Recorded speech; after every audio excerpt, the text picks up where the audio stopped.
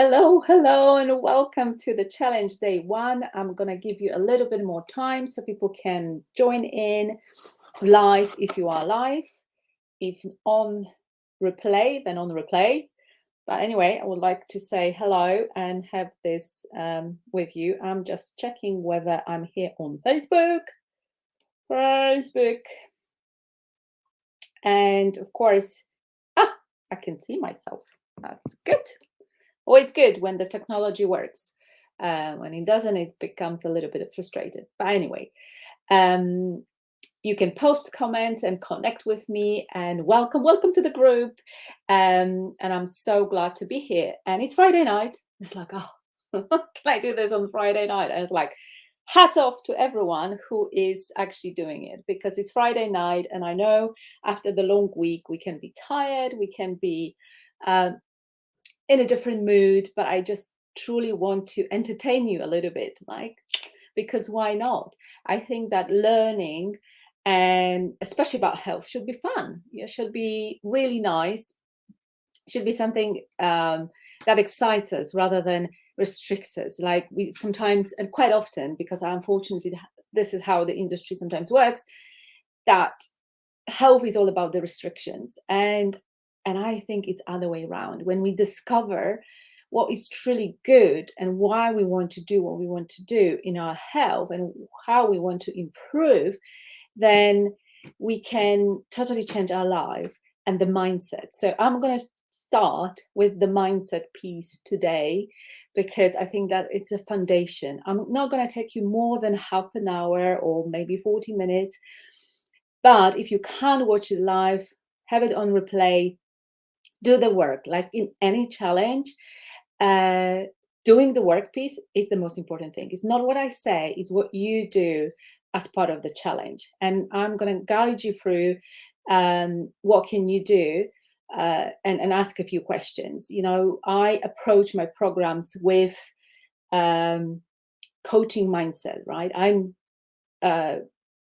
qualified in nutrition in a way that I'm naturopathic chef, so I cook for health, and I want to introduce myself for this. But I'm predominantly mindset coach and habit change coach, because that's where the kind of golden thing is, that the gold is in changing our thinking about different things, our emotions, to create better results in our life. So who I am, I'm Monica Matea. I'm qualified health and life coach. I'm also qualified with diploma naturopathic chef, so I've been trained in nutrition, and I help people predominantly to change their habits, to obviously advise them, guide them through this sometimes maze and puzzle of what I should eat to be healthy, but predominantly it was around mindset and the habit change, and the sugar is the big one of it, so it's my kind of thing. Also, I'm a mum. I have a daughter. She's 13 years old, and I have a husband, and I live in UK. Right, so I'm qualified, but I also have type 1 diabetes, and I have been diabetic for over 27 years. Yes, so, and I call diabetes a superpower. I can't reverse it. Type 1 is when your pancreas doesn't work, right? So your pancreas, say hello if you're joining, that would be fantastic to connect with you. So type 1 is when your pancreas doesn't produce any insulin, right? So I don't have a choice. I have to take insulin, I have to measure my sugar levels, and I have to remain healthy so that I have the energy for what I want to do in life. So like, oh, it's Friday night and we all feel a little bit tired. And when we have a chronic illness, that definitely puts toll on our energy levels, first of all. And as women, I'm sure that most of us are women. There are, I think, a couple of men. We also suffer from hormonal imbalances, right? So we may have hormonal imbalances that affects our sugar levels. This is not necessarily what we eat, but when we combine all of this together, then together with the hormonal imbalances, which we not necessarily can do anything about because that's how we've been constructed. When we go into perimenopause and menopause, there is a certain chemical processes going on in our body that basically can create that insulin resistance, so cause the higher or elevated sugar levels. And it can happen to anyone. There is no like, oh, it's going to happen to them because they have it in family and to me, and it doesn't really matter. Because one other thing I want to say, that in 2020 and 21, I coach in NHS. I coach over 100 patients to change their lifestyles, and I was guiding them through habits, for food choices and all of that, so they could reduce their sugar levels in the blood, so that they don't have to take medication, or if they were already type 2 diabetics, just to help them to manage better, which is more complicated because usually those people are very much so a lot of medications. So just being mindful of that. I finished that work because I didn't get that connection I needed with patients, because it was through the phone app, and I wanted to develop something on my own so I can give you that accountability. And I'm so glad I did. I'm so glad I did. And I am happy to welcome you to this group. Okay, so before I start the presentation, I'll tell you what I have, because I'm sure a lot of us are going to ask about the tips and what to choose. So I have the Trip. Trip is, don't know whether you can see it. This is CBD infused drink, but it doesn't have any added sugar. So this is my go-to drink when I don't drink alcohol. So it is bubbly.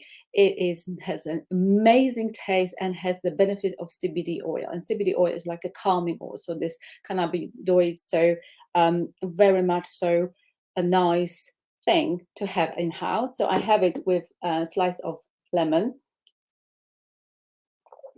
And if at any point I lose the energy, I have my go-to snack, which is basically date. And I have one maybe, not too much because they're quite sweet, but these are very, very good for you. I usually have it with the nut butter, because when you add nut butter to the date, it basically, the absorption of the sugar from the date is slower into your bloodstream. So I put a spoonful on almond butter on the date, and I just have like a snack, and takes not always. When I feel a little bit lower on the sugar levels, I will take it. But that's my tip for today when it comes to snacks and staying hydrated. So let's go. And I hope you see the presentation in today. So what is the housekeeping? First of all, it's 25th November, it's today. Tomorrow is 26th, so it's 7 p.m. It's all UK time, so British Standard Time. 27th of November, 9:30 a.m. And that's when I'm going to do those scheduled lives. There may be some bonuses. So stay with me. Okay, so get off the sugar roller coaster challenge. Now, I'm not going to talk a lot about the sugar roller coaster itself today. I'm going to talk about that tomorrow. I want to lay foundation for the mindset and how we may not even realize how we go to the sugar as the solution of something else, right?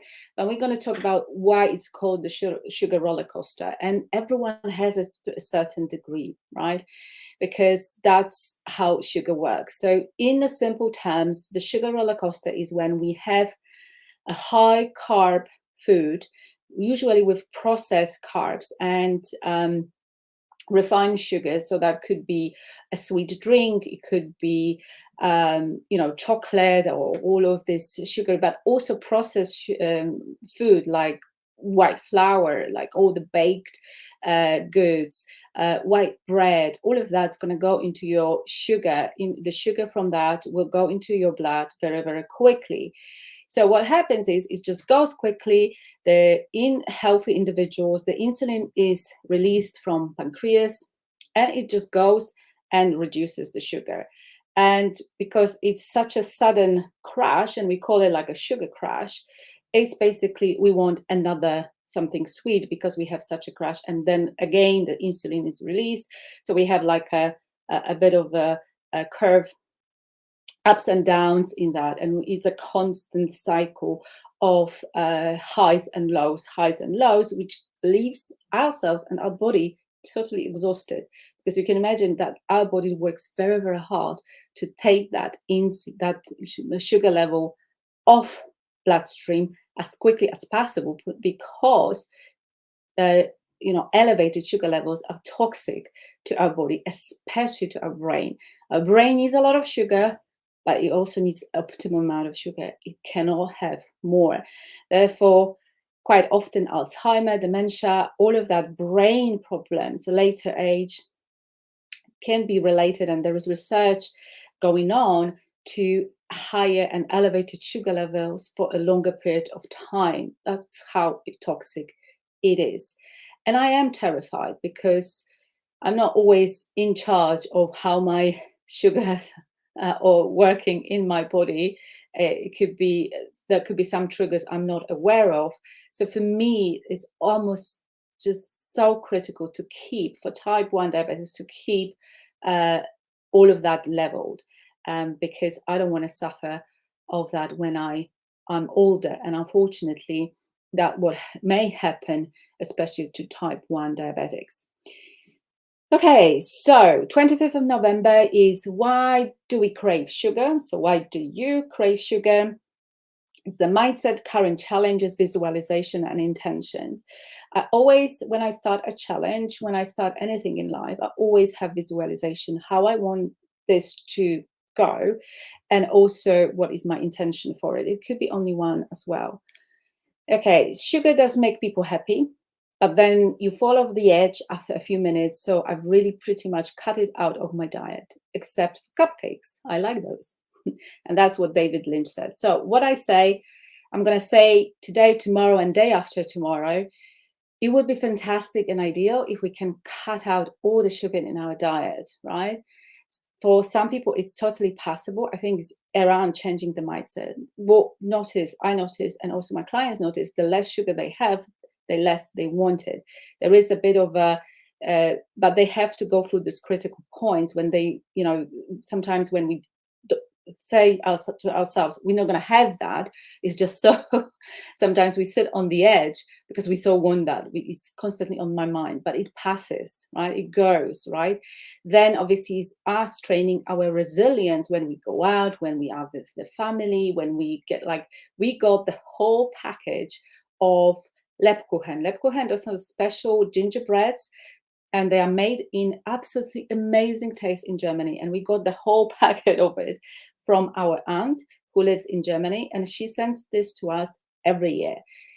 And I've learned myself, I taught myself how to basically enjoy it, but not overdo it. I would never sit and eat the whole packet. And even now, when I have been pretty much off sugar the whole November, I found it, I don't crave it anymore. But of course, we're going into December. So I want to create the boundaries for myself, how I gonna show up for myself during December so I don't lose the whole work I've done in November. Okay, but I'm always want to point out that it's not about deprivation. If you have a cupcake now and again, it's not going to ruin this. And it's not like you can't ever have it. It's just your decision and your choice. Okay, so the health journey starts with awareness. So you can't transform what you are not aware of. And the reason I'm saying this and I'm starting with this because coaching 100 patients, I've always met them where they are, and 9 out of 10 came to me with just simple advice regarding the food, because nobody talks and thinks about mindset. Like they think, like, well, I can figure that out. But then the longer we were on the journey, what happened is that they couldn't just keep up with the goals, and they couldn't keep with the changes they have made. They were just falling off the wagon, and they were beating themselves up for it.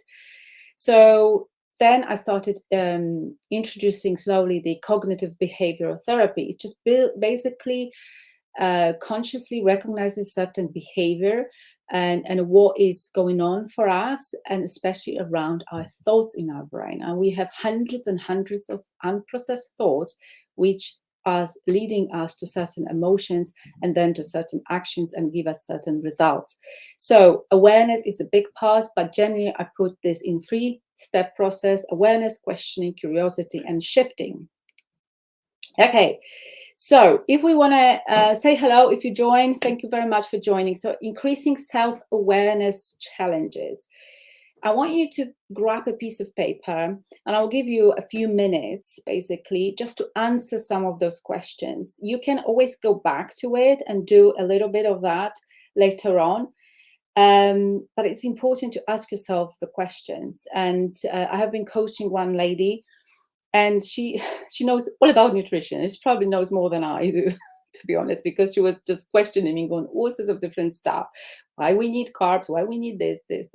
But what she couldn't understand is her behavior around sugary treats. She knew all of that, but she could just been drawn to eat sugary treats, knowing that she can't really have them in massive amounts, and then really not liking herself for it. So increasing self-awareness is really important. First of all, grab a piece of paper. On the scale of 1 to 10, how much sugar you have in your life or in my life. So how much sugar you have. This could be anything. It's not necessarily only chocolate, right? White pasta, white bread or cakes, biscuits, crackers, pretzels, all of that actually is highly processed sugar. It just has a different form. And then you will have normal things, which is the chocolates, the sweets, the jellies, everything like that. So assess yourself, and obviously 1 means not at all or very, very, very rarely, and then 10 being the highest level. So I have, I don't know, a few times a day. I have something in the morning, maybe after lunch, I have, and a lot in the evening, right? So that would be probably 10, that you are snacking on sugary things throughout the day. Then when are you most likely to reach for a sugary treat? So that is the thing, also try to recognize and don't go back very much into the past. Look at your today. It's the best because your memory is fresh.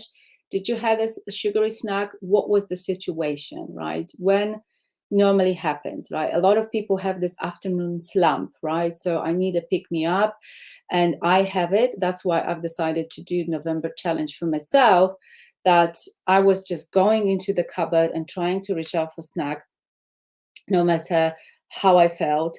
And I had to stop it, and I stopped it. So fantastic. I'm still going to the cupboard. I'm just not taking anything in it from it. However, I sometimes have a date. So we're going to learn about replacement and healthy snacks tomorrow. What do you think when reaching out for a sugary treat? And that may be hard because you may not unnecessarily coach yourself in the process.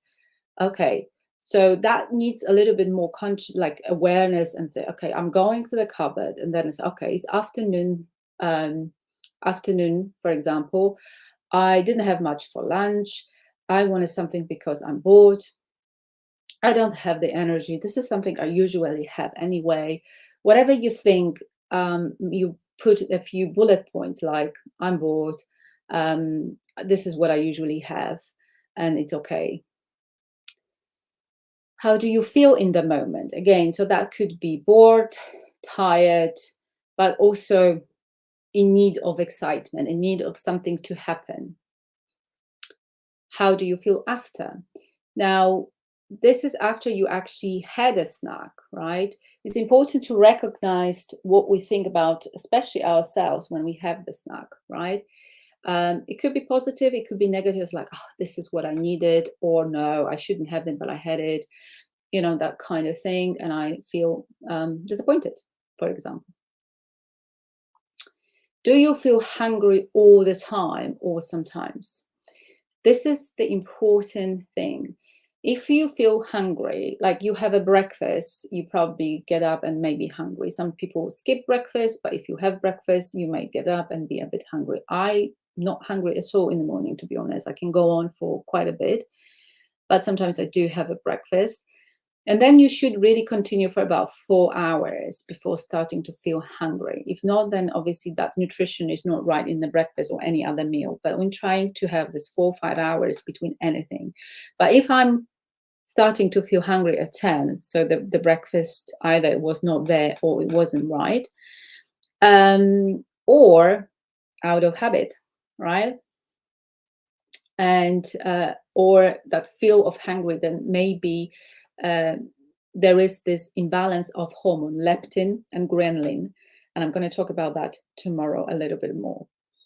So, do you feel under pressure, peers, families, events, to actually eat sugar? Um, it's an important thing because then you can recognize how authentic you stay to your own goals and to your own life. And sometimes we go to the family because, and somebody baked this beautiful cake. We know that we shouldn't have it because obviously it was baked, full of sugar. That's not what we usually have. But then we don't want to hurt another person and would be very much so to really have a little bit. And I remember when I was frustrated, when I was preparing all the feast and all the food, and then somebody said like, I'm not going to have that cake. Oh, just give me like just a little bit. And I was like, come on, just allow yourself. But since I've done a lot of coaching and I've learned how to respect people's choices, that doesn't bother me at all. Plus, I'm serving healthier food in my house, which is always good. Okay, why do we crave sugar? Now, this is a big mystery for a lot of people because they say like, I should know that.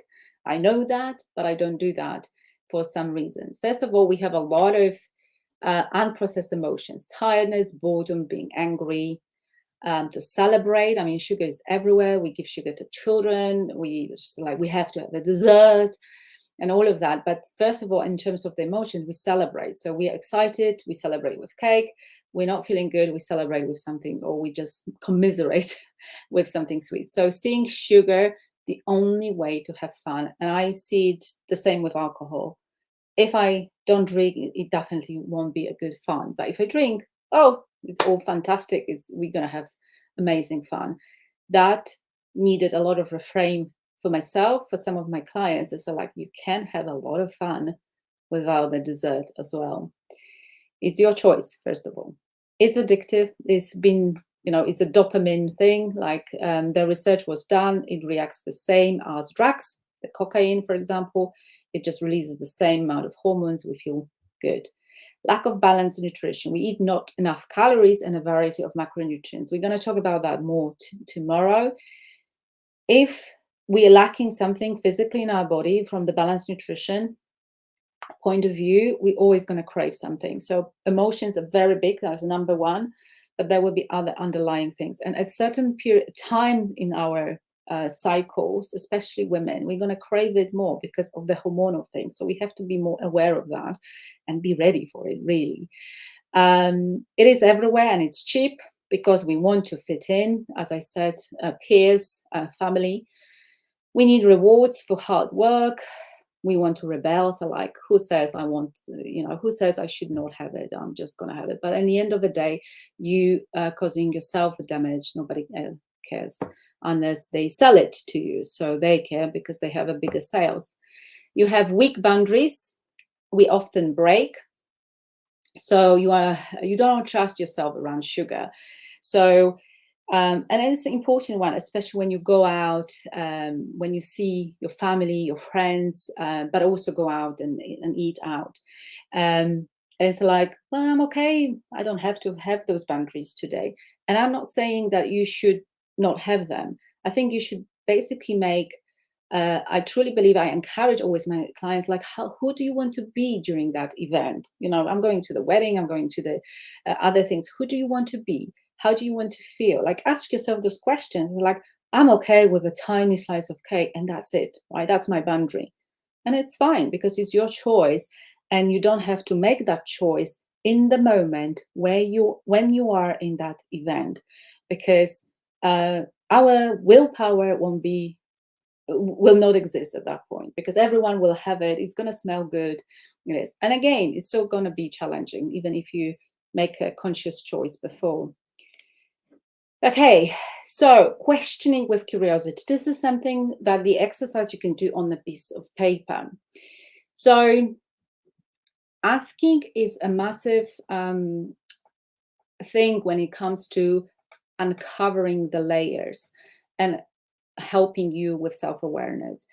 A lot of the things I didn't honestly know, when I started the journey, and a lot of my clients didn't know that either, right? They never ask themselves the questions. So it's approaching with curiosity, or we don't like asking the questions because we judge ourselves, right? Well, we should know that, or we should behave differently, and we know that it's not good for us, and we feel like we don't leave the room for improvement, right?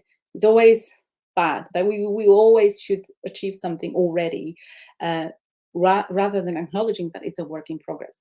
So what is the alternative? So alternative, they could be interpreted in different ways. So I always say, I'm not feeling well with that much sugar in my life. I'm not feeling well that I'm always getting something in it because I have the afternoon slump. I feel that the skin is not good because obviously with excess sugar, your skin's not going to be great. Um, I'm not. I just feel I don't have the energy levels I would like to have. Right. So what is the alternative? Right. I want to be somebody who does make the healthy choices most of the time. Right. So the alternative is really for you because I don't know you exactly, but you can post in comments underneath this video that my alternative is, right? And give yourself um alternative, like a different life to what it is right now, regarding the sugar, for example, right? Why do I feel tired? Um why am I bored, right? So if I have this afternoon slump, I first of all recognize, am I really hungry?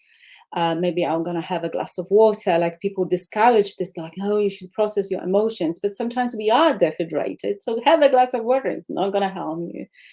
And it's a simple thing to just take off the edge a little bit.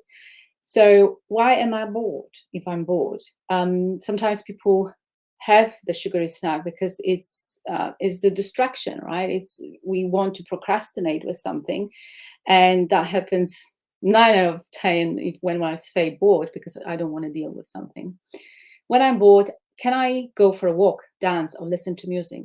I believe that when you're bored, you should have a break. Just leave it and have 5 minute break and just come back with a renewed energy. So disassociation from being bored equals food. How can I be more authentic? Research shows that when people please other people and when we pretend to avoid our own opinion on confrontation, we are more likely to numb out our feelings and emotions with food to feel better. This is on a simple levels where there isn't a recognized eating disorder, because eating disorder takes time to develop, right? So we binge eat and all of that. But this is not that. It's just on the simple terms. When we feel, for example, and I had it a few times when I invited friends and I didn't really eat a lot when they came in. I was We are quite different sometimes, and I just felt like I couldn't express certain opinions. And then when they were leaving, I sometimes had this a bit of the feast of my own, and I feel like I have to stop doing that. And a lot of clients, unfortunately, sometimes feel it the same. Am I okay to sit in discomfort and process my own emotions before reaching out for food? For food, for sugar, food sometimes, any kind of food like processed food, crap food, whatever food we put in just to numb out from the emotion is not necessarily what we want to put in our body. So discomfort means like we feel all the emotions. But when you think about how we're bringing up children, like when they cry, when they don't eat, where they're angry, frustrated, we always try to cajole them and like, just don't cry, be good, well, we're gonna give you a sweetie, and like, no. And I've always been like, oh, children shouldn't cry, um, but they have to. This is the way they process their difficult emotions, something that they have to learn to do. But if they are always rewarded for something, and quite often it is a sweet thing, then they will never have that ability to sit in discomfort. And that's life, right? It's life. It's 50-50, 50% good, 50% a little bit not as we wanted. That's okay. That's human experience. And can I have some healthy snacks handy when I'm out and about? So just keep myself from buying whatever. And I travel to London from time to time. And I can tell you the temptation to go into the shop when I go back home, I'm usually not very hungry, but sometimes I am hungry. I'm walking, so I'm having a lot of energy expanded. And then I just like, oh, I need something, right? And honestly, this is the hardest feeling ever, the hardest feeling ever. But I manage. Now, so this is increasing self awareness on this and shifting. Who do you want to be on this journey? So I always call, like, when I see people struggling with chronic illness or really improving their health, like with anything in life, it is a journey. And especially it starts in our mind. So we have to allow the room into our mind. So I always recommend, so coming back a few slides before, there were a lot of questions. This is basic decluttering your mind, because when you bring something into clarity, into light, it shows what's already there, and you may not be aware of some of the things. So you're decluttering, because those thoughts, some of them may be negative, don't serve you, and you make a choice which one you want to keep. It's the same like in the cupboard. Whenever I start working with the clients and whenever I have opportunity, we go through the cupboards, right? Because I can't stress enough how important to have is to have well organized cupboards full of nutritious food, so they are get rid of temptations and all of that. I'm not saying you should not have anything. I believe that you should train your resilience, because your family may choose to have a few things here and there. But overall, in 80, 90%, your cupboard should reflect the life you want to live, and your fridge too. So it's just basically making those steps. And it's the same with your mind. We declutter our mind, we declutter our thoughts and put in new thoughts, and we practice a new thought in our mind. So I'm always reaching out for a healthy snack. When I'm tired, I hydrate first. I always have a healthy snack with me. I'm a person who does not overeat sugary snacks. Those are examples. You can create your own, and I will actually encourage you to put them into the comments or in your journal. Believe in a new thought. Find evidence everywhere you can. So this is hard because our brain, and I always try to transform this the word hard into, well, that's easy actually, but some people can be challenging. So you can imagine that you gave yourself the boundaries and you said, well, okay, so I most of the times I was quite good over the last 3 days. I stopped myself. I didn't reach out for sugary snack. I didn't want it. That was my choice. I had something else instead. But on the fourth day, you do that. You reach for the chocolate or this, and you forget what you've done for the 3 days. I'm so bad because I've done it for the first time now. And I want you to find the positive evidence first before you start thinking about that. Oh, that was that one time I didn't manage, because it doesn't mean that you can't just continue with your plan, right? It's just one thing that happened. If it happens more often, it's back to square one, right? You just come back, do the question, how I feel, and all of that. This is basically a journey of training your mind to think differently, and it is takes time. Practice every day, especially creating an emotion in your body, right? So we all can imagine ourselves having a fantastic dessert full of chocolate. And I remember going to different events. I work in a corporate as well, so we go out and everyone has beautiful dessert. And like it's just such excitement when the dessert arrives on your table, right? And you feel, oh, yes, yes. I want you to create the same thing in your body. So, the emotion in your body that I'm having a healthy snack because I am a person who is healthy, who is able to live without the sugary snacks everywhere, right? I'm a person who can choose, and I'm a person who could just have once in a while and I'm fine with it, right?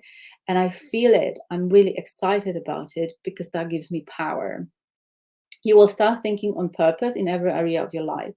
Thinking on purpose is like, I'm not subject to the emotions. I'm not subject to what happens, will happen. I'm here now, connecting with myself, and I think on purpose. And my purpose is to be the healthiest version of myself. But of course, I'm not perfect. I let go of perfection too. You are creating your new identity. And I always encourage my clients to create a creed, kind of the few sentences that they're telling something about themselves, who they are stepping in to be, to new identity. I'm a person who doesn't have desserts. I'm a person who doesn't have an unhealthy sugary snack in the afternoon. I choose a fruit, for example, right? So stepping into the identity and live in it. Okay, so we may have some blocking into shifting. Shifting is obviously a further down process, and it's basically sometimes it's blocked. It's depletion and exhaustion. This is the common one, right? So we tell ourselves we're gonna start this tomorrow, but tomorrow we have a busy day with stressful days. We're not gonna eat properly. We have nothing healthy in the fridge, and we start tomorrow, right? And it's just not the best conditions, right? The conditions don't have to be ideal. We have to fit in around our life. But don't start it on where you are not feeling at your best. Give yourself a chance to succeed, right? Being stuck in your head, old thoughts. I mean, this is also quite common because because when we have a mistake or a failure, then what happens is that we come back to the old habits. It needs to be perfect, so we are just like, well, I had a sugary snack, that's it, I'm off the wagon, I'm not doing this. So letting go of perfection. And there is another one, which I can't see because sorry, I'm going to do that visualization again. Let me just close that.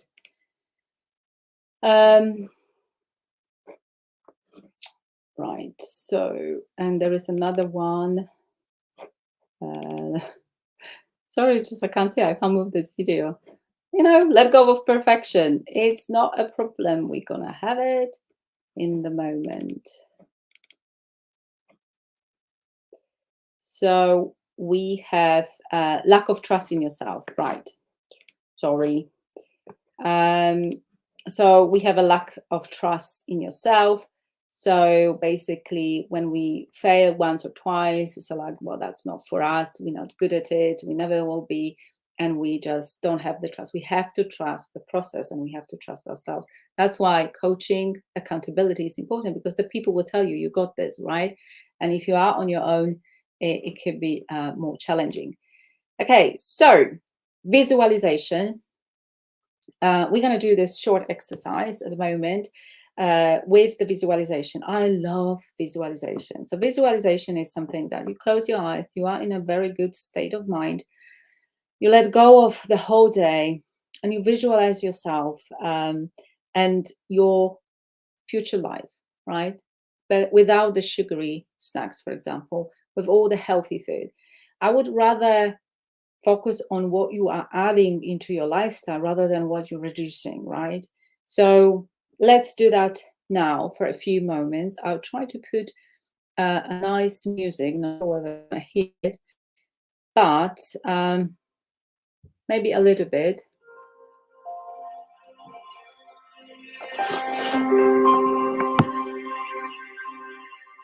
Okay, so I want you to close your eyes for a few minutes and breathe deeply into your body. Make sure that you lower your shoulders. You scan gently your body all around. Take 3 deep breaths.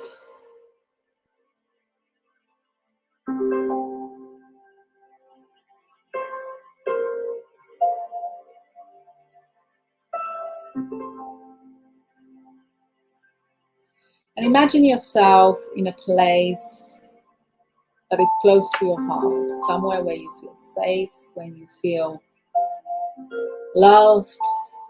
You could be out in the nature, an open space where It's so aligned with who you are.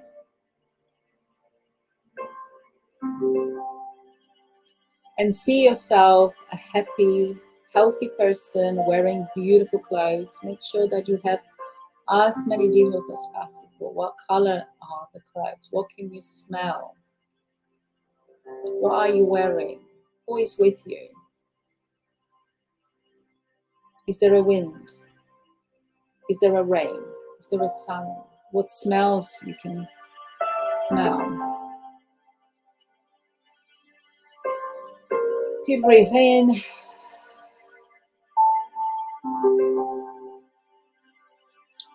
And imagine yourself that you create this special excitement in your body about something,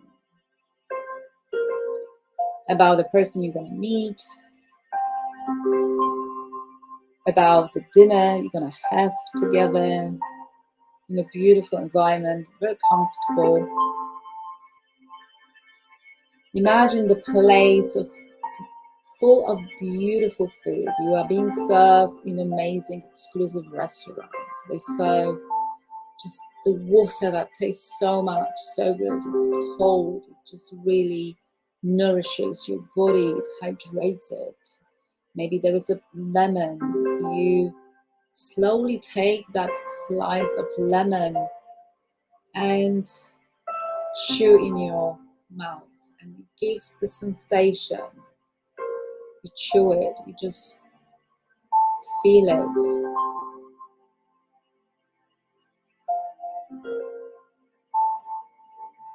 You have a beautiful plate full of green and colorful food.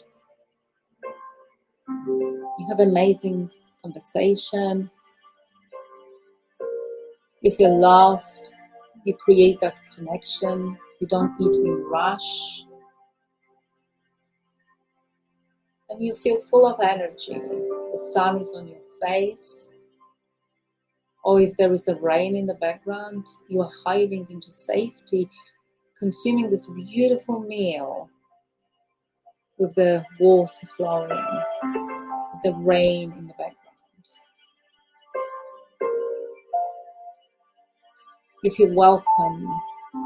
You feel so grateful that you're nourishing your body with this beautiful connection and conversations and with the food.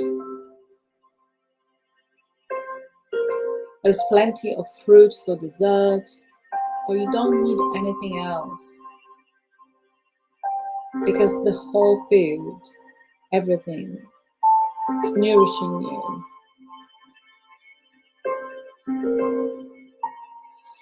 Take a 3 deep breaths.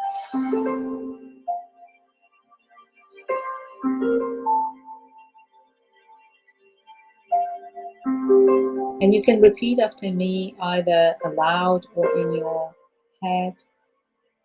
I love myself. I give my body the best nutritious food it deserves and desires. I have energy throughout the day. I stand in my power and my boundaries. I don't give into emotions.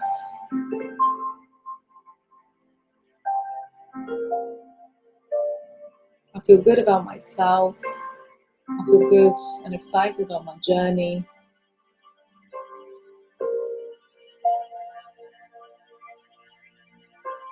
I manage my health consistently. I let go of perfection.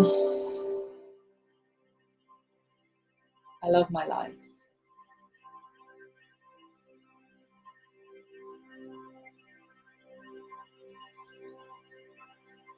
You can slowly start coming back to the room. Wriggle your toes and fingers and slowly opening your eyes. So this is the power of visualization, and I not only do it in my mind, but I also have a vision board and I look at the picture of the beautiful, nutritious food all the time. Now, I'm only a human and I'm also letting go of perfection, and I will have a treat from time to time, but this is within my choice, my boundary. I don't do it just willingly, knowingly. It's carefully planned into my lifestyle. Okay, setting intentions, so important, because if we don't set intentions for ourselves, it's just going to fly away.